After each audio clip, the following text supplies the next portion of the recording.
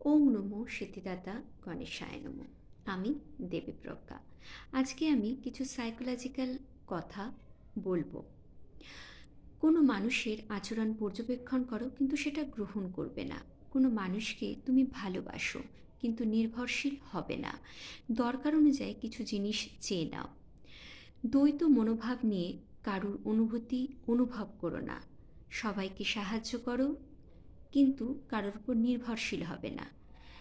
কথা বলো, কিন্তু কাউকে আঘাত দিয়ে কথা বলবে না। এই বাস্তব জীবনে অনেক মানুষ অনেককে আঘাত দিয়ে কথা বলে।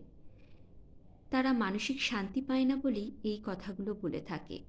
আপনারা যদি এই নিয়মগুলো মেনে চলেন, তাহলে অবশ্যই আপনারা মানসিক শান্তি পাবেন এবং অন্যকেও মানসিক শান্তি দিতে পারবেন। আপনাদের যদি এই ভিডিওটি পছন্দ হয়ে থাকে, প্লিজ লাইক, শেয়ার, সাবস্ক্রাইব করতে কিন্তু ভুলবেন না। পরবর্তী ভিডিওর জন্য ফলো করুন। ধন্যবাদ।